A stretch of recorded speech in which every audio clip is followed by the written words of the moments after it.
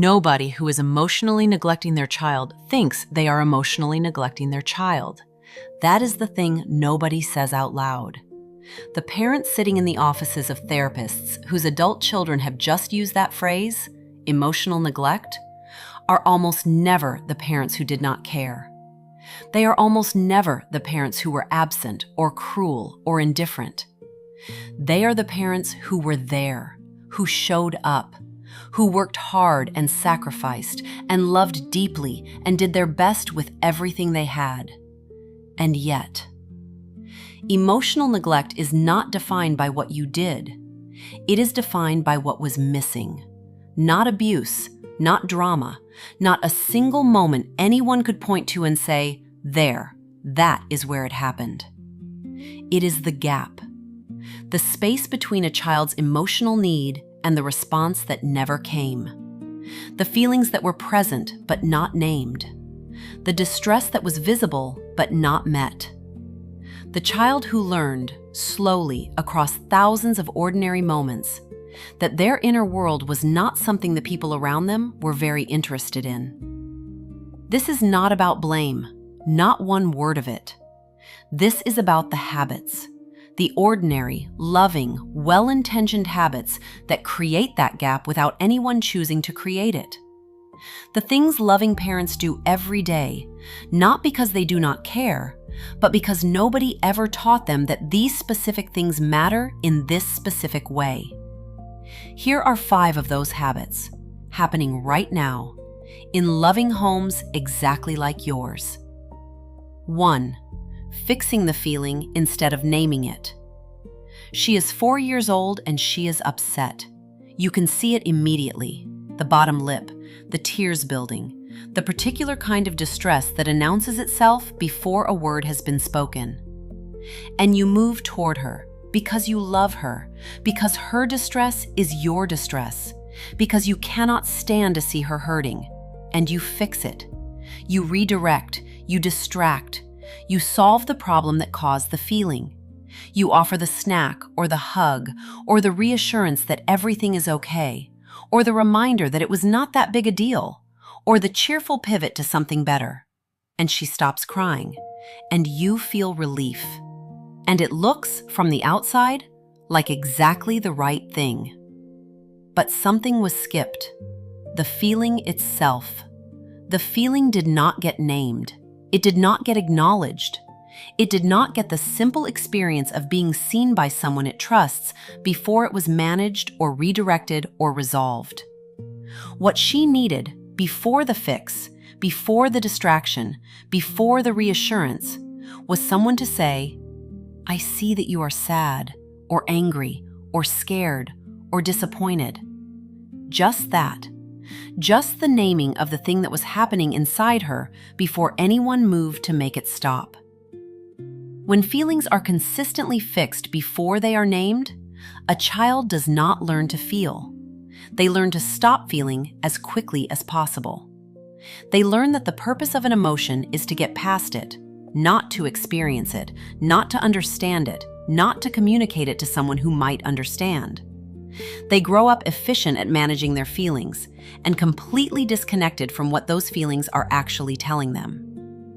The fix is not the problem. The order is: name it first, then fix it. 10 seconds of acknowledgement before the solution. That is all. That 10 seconds is the difference between a child who grows up knowing their inner world is real and a child who grows up wondering why they feel nothing at the moments they are supposed to feel everything. 2. Being present in the room but absent from the moment. He is 5 years old and he is telling you something. You are there. You are physically present. You are in the same room, on the same couch, in the same house. Your body is present. Your eyes may even be approximately in his direction. But you are not there. You are somewhere else, in the task you were just doing, in the worry you have been carrying all day, in the screen that is face down beside you but pulling at the edge of your attention, in the plans you are mentally running through for tomorrow. And he can feel it. Children are extraordinarily sensitive to the quality of attention they are receiving. They do not just notice whether you are looking at them. They notice whether you are actually there, whether the look in your eyes means that the thing they are saying is actually landing somewhere, or whether it is just moving through a person who is technically present but functionally elsewhere. When a child grows up in a home where the adults are physically present but emotionally elsewhere, where the body is there but the attention is not, they learn something very specific about what they are worth. They learn that they are not worth the full version of someone, that they get the partial version, the distracted version, the body without the presence. And they carry that into every relationship they will ever have. They will find people who are half there. They will accept half presence as the definition of closeness, because that is what closeness felt like when they were 5. You cannot be fully present every moment of every day. That is not the standard. The standard is noticing when your child is trying to reach you, really reach you, not just fill silence, and choosing in that moment to actually arrive. To put down the mental load for 60 seconds and be the person they are talking to, rather than a body in the vicinity of a person who is talking. That arrival, when it is real and they can feel it, is one of the most nourishing things a child can experience. And its absence, repeated across years of ordinary moments, is what emotional neglect actually looks like in a loving home. 3. Making their feelings about your feelings. She is 6 years old and she is afraid of something. Maybe it is the dark. Maybe it is a dog. Maybe it is something at school that she cannot quite explain, but that is sitting in her chest like a stone. And she tells you, and you feel something, fear for her, or frustration, or your own anxiety activated by hers, or the particular helplessness of a parent who cannot fix what is frightening their child. And without meaning to, without knowing you are doing it, you make the moment about what you are feeling. You tell her not to worry because it scares you when she is scared. Or you get frustrated because you have explained 100 times that there is nothing in the dark. Or your own anxiety spills into the room and she can feel it, the way your face tightens, the way your voice changes, the way the atmosphere shifts when her fear arrives. And suddenly, she is managing not just her own feeling, but yours. Children who grow up having their emotional moments absorbed into the parent's emotional response learn to stop bringing their feelings to the people they love. Not because they do not trust them, because they have learned that bringing a feeling creates 2 feelings that need managing instead of 1. It is more efficient to handle it alone. This is how emotionally self-sufficient children are made, not through strength, through the accumulated experience of learning that their feelings are an emotional cost to the people they love, and choosing over and over to protect those people from that cost. Watch what happens in your body when your child brings you a feeling. Notice whether you are receiving it or whether you are reacting to it. The child needs a receiver, someone whose own nervous system stays steady enough to hold the feeling without amplifying it or redirecting it back. That steadiness, that capacity to be moved by what your child feels without being destabilized by it, is one of the most important things you can offer them. It tells them that their inner world is something a person can hold, that it is not too much, that they do not have to manage it alone. 4. Praising the performance instead of seeing the person. He is 7 years old and he did something well. He scored the goal. He got the grade. He finished the project. He was kind to someone in a way that was visible and specific and easy to name. And you praise him, genuinely, warmly, enthusiastically. You are proud. You tell him so. You tell him he did great. And it is true.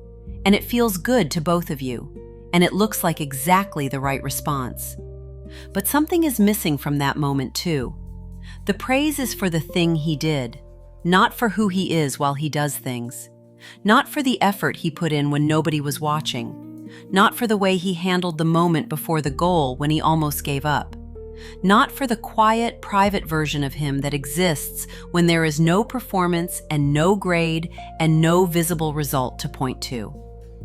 Children who receive consistent praise for outcomes but not for process, for results but not for the person behind the results, learn that their value lives in their performance, that they are worth celebrating when they succeed and worth less when they do not.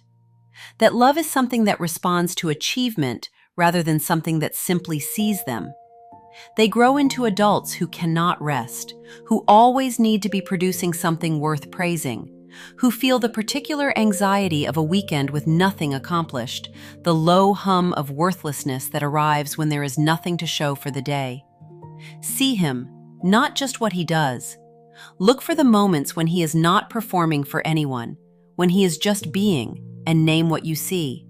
You work really hard even when it is difficult. You kept trying even when you wanted to stop. I noticed that. That noticing, the seeing of the person behind the performance, is what builds a self that does not depend on results to feel real. 5. Avoiding the hard conversations.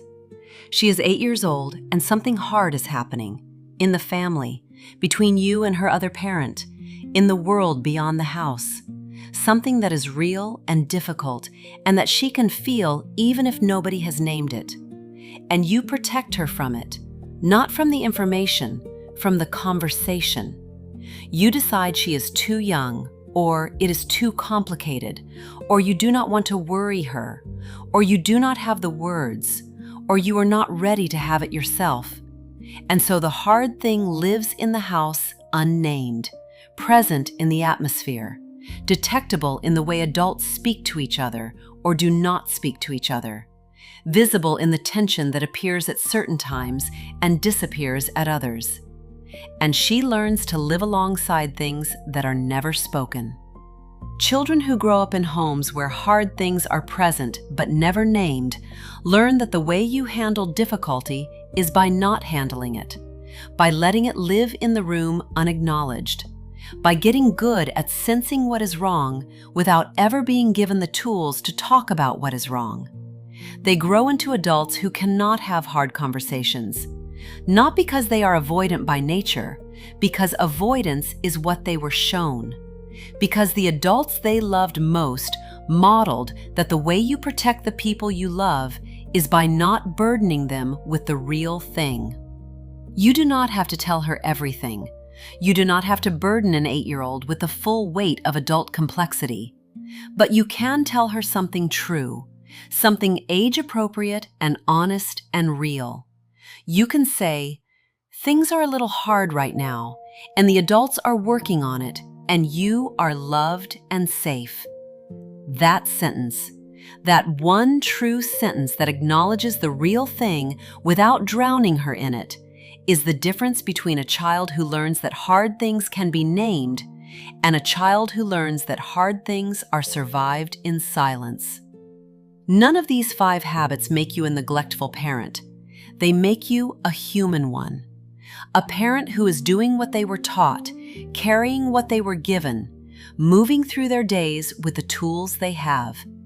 Every single one of these habits was likely modeled for you, likely passed to you the same way you are passing them, not out of indifference, but out of not knowing that this specific thing matters in this specific way.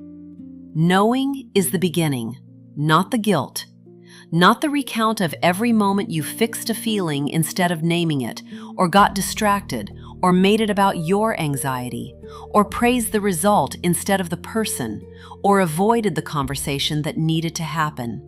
Just the knowing. Because what emotional neglect in a loving home actually looks like, once you can see it, is something you can change. One named feeling at a time. One moment of real presence at a time. One hard conversation that did not happen yesterday, but can happen today. Your child does not need a perfect parent. They need one who is paying attention. And if something in this reached you, if you recognized a habit or a pattern or a Tuesday that felt exactly like one of these, the next video is about something most parents never get to hear. What it looks like when a child who grew up with these gaps starts to fill them. What repair actually is. What it costs. what it gives back. That one is next.